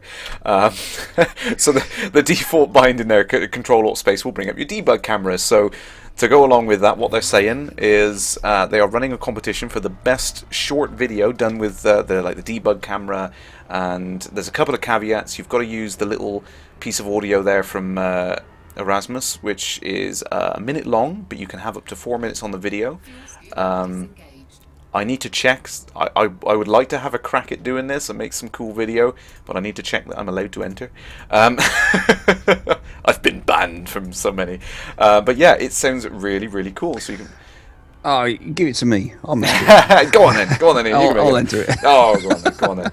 So yeah, so obviously there's usual copyright concerns and things. You can't use anything copyrighted. You can't make anything offensive. But they just Yeah, but I think that means from other IPs, other games and things like that. Yeah, but anything using the Elite Dangerous assets, I think you're free to make that little video and get it up to them. I think that's going to be really cool. I can't wait to see the things coming out of the community. And I mean, on the subject of that, I mean, Harbinger just briefly said, I missed it. Just said, when am I going to be in a position to recreate the Frontier Elite 2 intro? Hopefully when we get the courier, that would be the last piece of the puzzle to start working on it, I believe. But yeah, I'm going to need help from people to do that.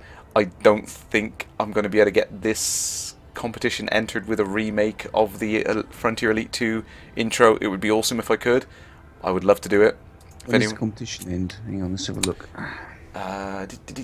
Full competition details. Let's have a quick look. 8th of May. 8th of May, yeah. I don't think I'm really going to be able to get that much. I want to do a good job of it, so I want to get some good production values and editing all the bits together. I'm not really planning on doing it to win anything, but I just want to do it because I think it would be cool and share it with the guys at Frontier. A bit of a thank you back to them, just to show how much we appreciate their efforts. So what's that? That's the whole opening sequence of Frontier. I would like to do the whole sequence, but Mindwipe has just brought up a good point there, is because to do that I would need to be able to do the planetary landings in some fashion, one way or another. But I think I could record everything up to that. Well, yeah, you could do it. You've got on your namesake. You could just do a planetary crash. Yeah, just crash into my own planet. Yeah. that gets really meta. Where if I'm doing an episode of Crash Landing and Crash crashes into Planet Crash. Yes, that's a bit of a tongue twister. But Stephen Usher, how would you be able to create the capital ship? See, that's an interesting thing. Now, in the Frontier Elite 2 intro, of course, they've got that section where the Imperial Courier hides behind one of the, I think it's No, it's not one of the Lynx bulk carriers. It's one of the long-range cruise ships, isn't it? And then he jumps one of the Eagles from behind that. Now, I was thinking either I could do that in an outpost or something like that, but no, I can't tell anyone that. But maybe behind an outpost or something like that, I think would work. But yeah, another ship would be really cool if we could do it behind another ship. I think that would be awesome. Stephen Usher saying, yeah, the Frontier Elite, sorry, the First Encounters title sequence would probably be easier up to the point of a Thargoid. Mind wipe. Yeah, I suppose I could hide behind the capital ship at Sol, and if it's just floating around doing nothing, then I could probably get away with that. Yeah, I think what I probably how we could do it if people are interested in helping me doing it is I could do little bits of the video, which you can do now, and then as Planetary Landings comes on at a later date and everything like that, then I could could add the additional stuff in later on, maybe. Who knows? Oh, let's. Where have I got to?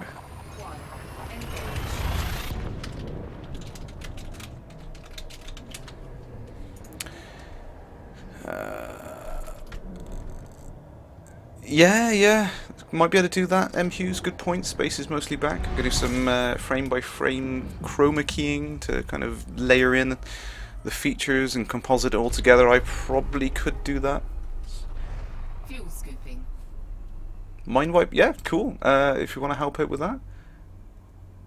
But yeah, for anyone who is interested in helping out with that, by all means, just send me a message, and we'll see how we can figure out lining up the shots and all that. Because I think even if I do have, oh, Mononius, farewell. Thanks for joining the chat. Hopefully, I'll catch you again soon. Yeah, I mean, hopefully when we get to the point of having the Imperial Courier in the game, I can start filming some. But if we wanted to do some kind of storyboard style mock-ups of the shots, that kind of thing, to try and get the camera angles right, I think I'd need at least one or two people maybe in sidewinders to get the good shots. Not so you can look up through the camera so much, but just from another point of view. And sidewinders are cheap. Oh, Saturnine, how long do we get for the video contest? I believe it closes. Judging closes on May the 15th. Yeah, so that's the information we got there. So the information for the link, I'll paste that into the chat in a second. And yeah, I think that's really, really cool. I mean, I doubt I can get anything done in time for it because I'm so crazy busy. But it is really awesome that they're continuing to create these cool events and competitions and stuff that we can all get involved in. And I can't wait to see the creativity of the community. I think it's great. Absolutely awesome to behold what you guys are capable of doing. It's great fun.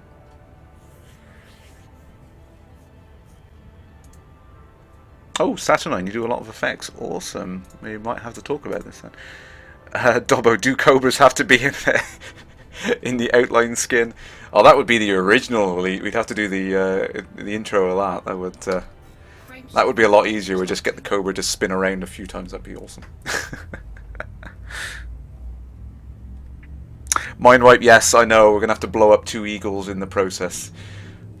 Yes, 2 eagles were harmed in the making of this film. Eagles are quite cheap. Yeah, I don't mind stumping up the cash for anyone if they want to kind of get involved in that and help me do that. Then if the 2 eagles have to die, then I will stump up the cash. I will pay you back in palladium. Yeah, so yeah, just to catch you up, Ian. We were just talking about how we might go about filming the Frontier Elite 2 intro. I think it's an interesting challenge how we might better do it, but I think we can pull it off as a community if we get together and do it. I think it would be cool. Yeah, I think that'd be quite a nice project to take up. Yeah, absolutely. It's something I've been threatening to do for a while, but it's one of those things that there's so many pieces that need to come together in the game to make it happen. Oh, Abacus has got a Cobra with a wireframe skin. That'd be awesome. Yeah, I got one as well. Yes. Yeah. So, exploring and wings.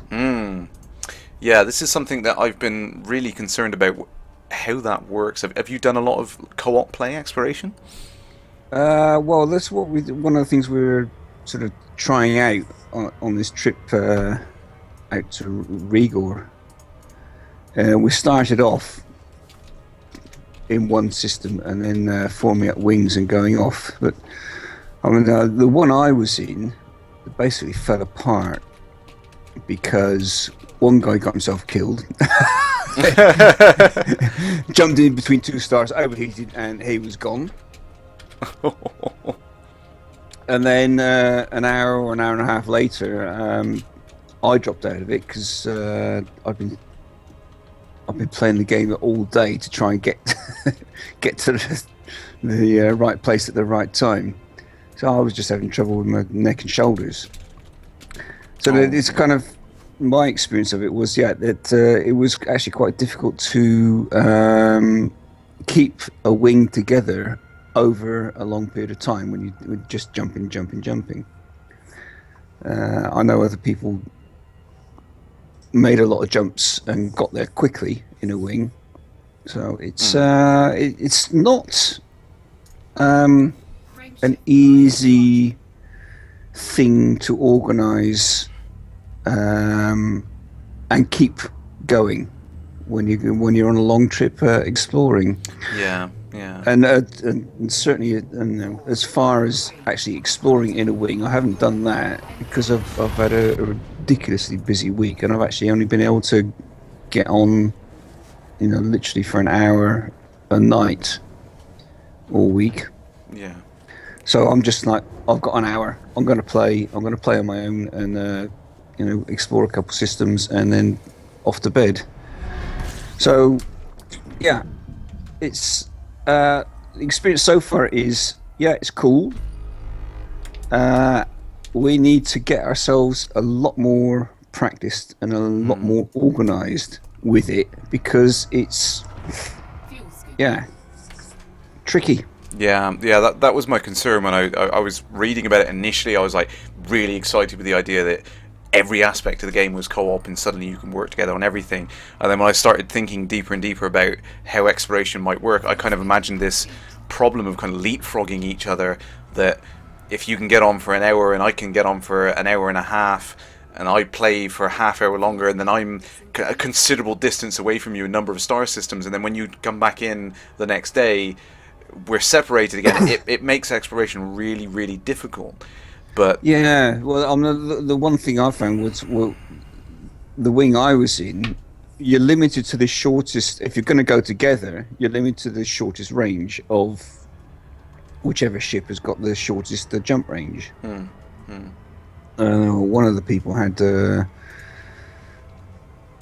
very short jump range, so instead of like 30 jumps or something, which some people did, we're doing 120. Which is part of the attrition. Wow. Yeah. I'm not sure whether that was because he had the route planner on economic instead of. That might have been the reason for having so many jumps, but the number of jumps is definitely a problem. And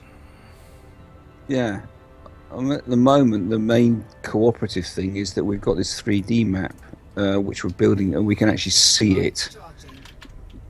It's not exactly in real time, but you can enter something, you can call it up, and you see where everybody else has been, so you know roughly where you need to go.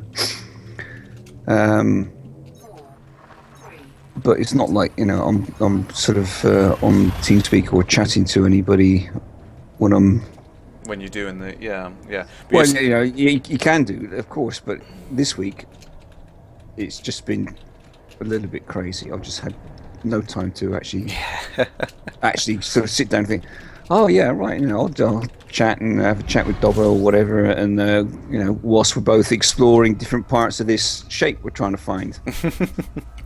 And I think that's the thing, is that kind of exploring together is collaboratively. The only way you can really do it is this bigger goal to map an entire region, rather than kind of going out to a a single location together, you know, aiming to get to like the Horsehead Nebula or something like that. That's not really going to work very well for a group of explorers trying to work in a wing if Well, your times are not in sync. yeah. Well, there are benefits because if you are in a wing, if someone has an advanced scanner, everybody gets all that data. So I was a little bit confused to start with because somebody was doing a scan, and I was suddenly seeing everything. Someone else's data, coming in. And I'm not used to seeing that because I've never had an advanced scan. I thought, where's all this information? Oh, right. yeah, absolutely.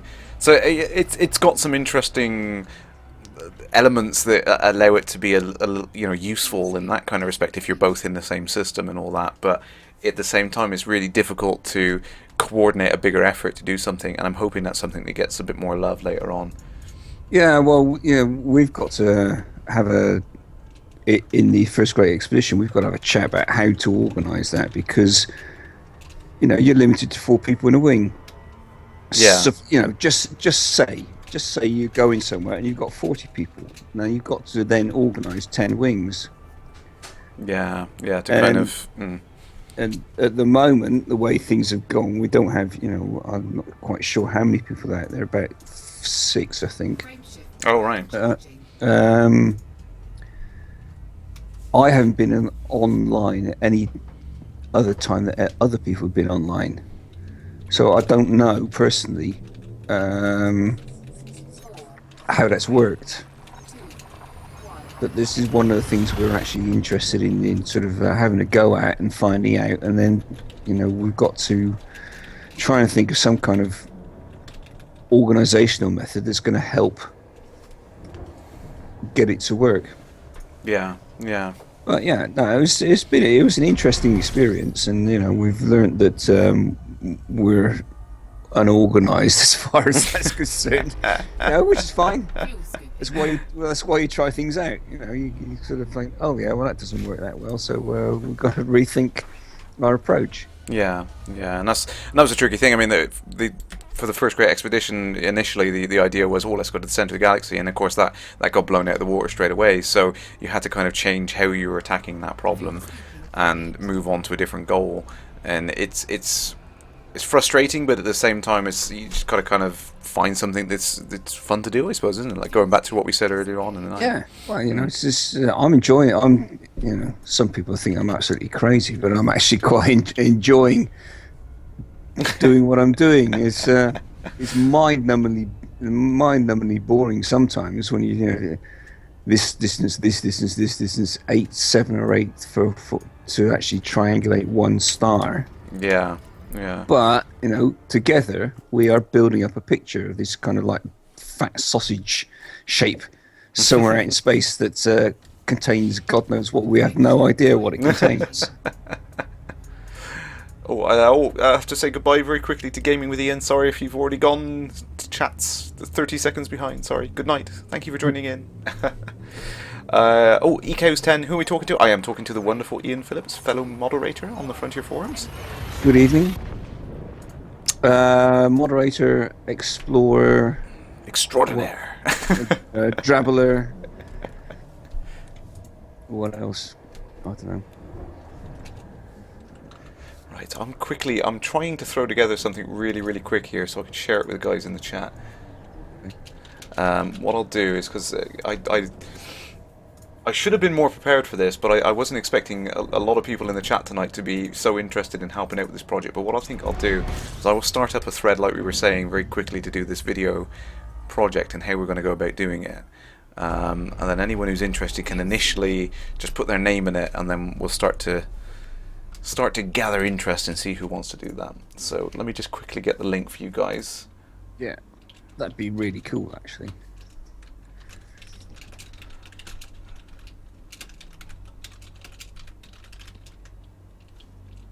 So, okay, while you do that, I'm going to have a little look through the newsletter and see what's... Hopefully we haven't missed anything, so let's... Hang on, where is it? Oh, I'm stuck on Cologne, yeah. And the competition. And there's another Isinona video. Oh, Isinona, yeah, like I said, someone earlier on said in the chat that he's crazy good with flight assist off. Yeah. So impressive. The only thing I do with flight assist off is tumble around. Yeah. I'm very good at that. I do. I usually do that when I'm in asteroid field, just because it looks cool. I'm like, wee, and then I'll turn it back on again, and it's like, yeah, I'll get back to playing there, you know. Yeah, Before you actually hit something. I can't do anything useful with it. The only thing I've done is kind of scooching up to a space station really quickly and sneaking in underneath the radar and stuff like that with the flight assist off. That's the only thing I've done with it. But the way he just zips around with it, it's just crazy. Puts me to shame. Puts everyone to shame, I think, really. It's like anything. It's practice, isn't it? Yeah. Oh, T. I Yeah. don't think he's ever played the game in any other way apart from flight assist off. Which is crazy. T. Corkin's got a good point there. Is love the storytelling skills, also known as videos, and that's what I love about it. Is he's playing the game and enjoying it, and he's playing and in character, and you know the way that it should be enjoyed. You know, and that's what I love about his videos. That he's doing bounty hunting right. He's doing the combat stuff he shows in this video here, where he's going off. He's doing it the right way. He's doing it the way it was intended to be done. And when he gets attacked by a player, you know, he doesn't just kind of, you know, he weighs up his options. He decides that, yep, it's too much. He runs away. He doesn't disconnect or something like what people are getting caught with at the moment. You know, he plays it the way it's supposed to be, and that's what I love about it. I love the one where he went bounty hunting in a hauler. Absolutely awesome. Brilliant. Yeah, no, it's like I said, it's great to see his videos. He does a really, really good job of it, and you know, some really creativity in it as well. Things that they've come up with on there, which is like sitting outside the station waiting for players to come back out and scanning them, once you got your silent running stuff, so they don't see you scanning them and stuff like that. Because everyone just thinks, oh, that's just a security ship scanning me. That always happens. You know, not realizing that, well, hey, actually, that's a player checking you for bounties and stuff. That's really clever. I love the emergent gameplay coming out of that. There's one thing I've missed, is a PC Gamers screenshot competition. Ah, yes, that is due to end very soon, isn't it? Monday. Yeah, I was thinking of entering that, but I thought, no, I shouldn't really. Seems unfair. Oh yeah, Saturnine's got a good point in there. I'm just going to quickly put for reference into the thing here, so everyone's got an idea of what we're doing. And I'm going to paste it up for you guys here. Let's put that in there. So here's a link for you guys in the chat. Here, this will be. Oh, someone's already found it. There you go, Saturnine. Mara Jaden's put it in there, and I've put one in there as well for you now. So that's the original Frontier Elite 2 video. Obviously, we're not going to be able to do everything out of the first, out of the bat, but we will have a go.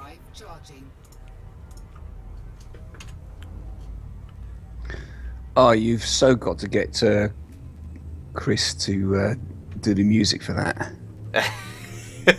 Well, this is kind of my hope. Maybe I can pull some strings, and once we get it all recorded and everything, and I can get people helping with the editing and stuff, maybe we can get some really awesome music to go along with it and do it properly, do it justice.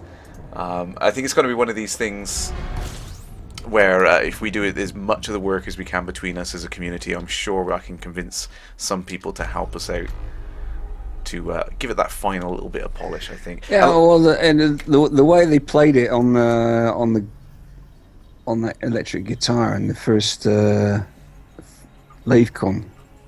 Yes, Remember that? Yeah, that was a piece from Chris Jarvis. Yeah, Chris Jarvis. Yeah, that was awesome. I did for a period of time. I yoinked it out of the intro of his escape velocity and used it as my ringtone on my phone.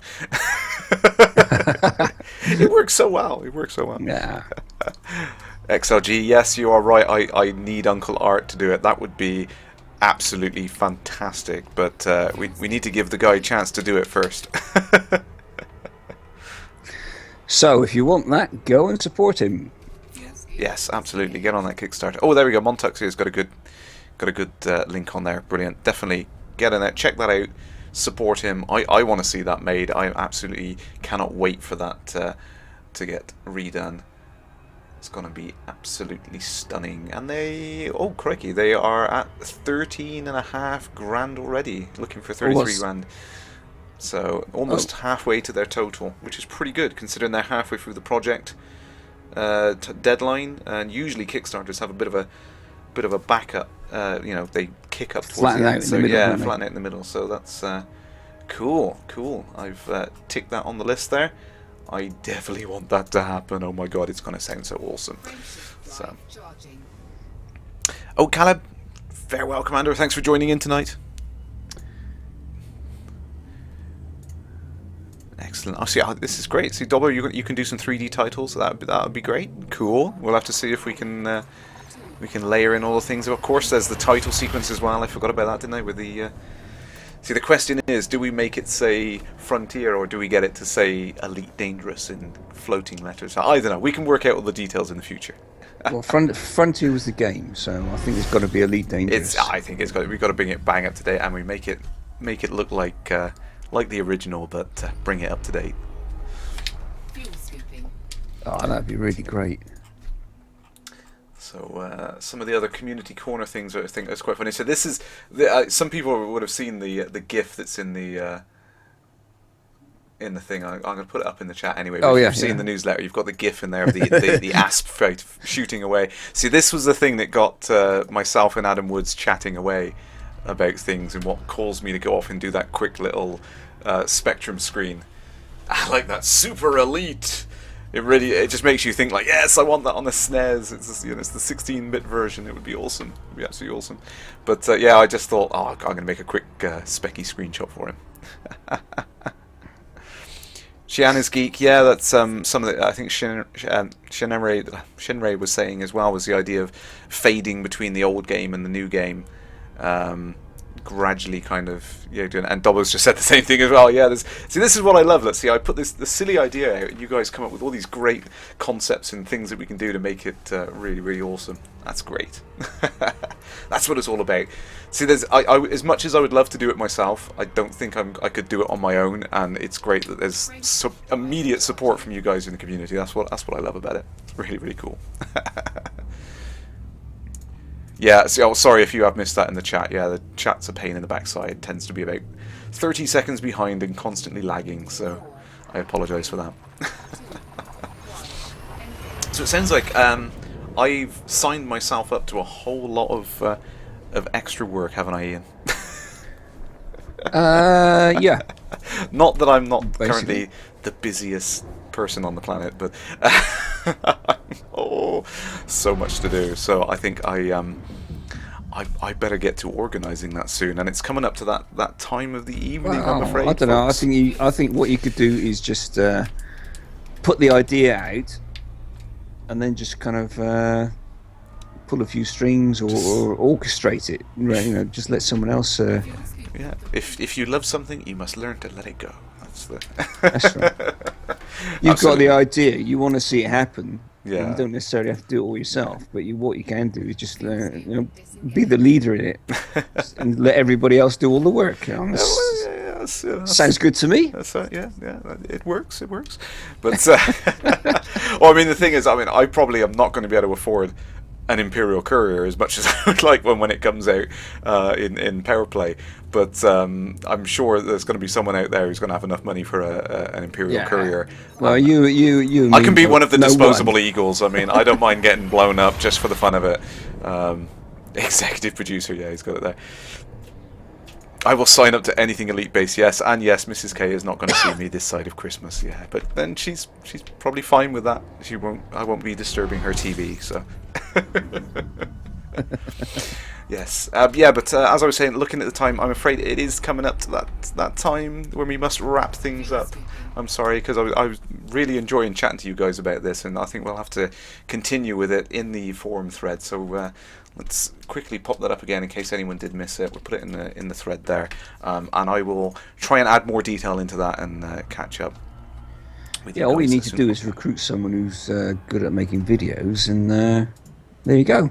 Yeah, we can get there between us. There's enough creative types in the community that we can get something made. It'd be awesome, and it'd be a nice gift to give back to the guys at Frontier, I think. So, Yeah, really, really cool. it'd be just cool anyway. It'd just be great anyway, wouldn't it? Yeah, absolutely. Can't wait to do it. But there we go. So yes, thank you very much, Ian, for joining in tonight. It was a pleasure to have you on, sir. Yeah, it was. It's very enjoyable. It's great fun. It's great fun. Like I said, I just love interacting with the community. I love chatting to people, getting different views and perspectives of the game. I think that's really, really awesome.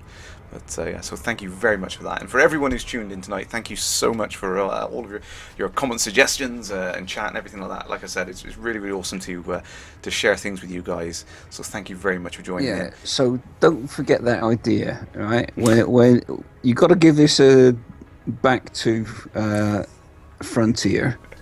When they do the planetary landings, when they do the big game hunting, we want to be able to hunt Psycho Cow.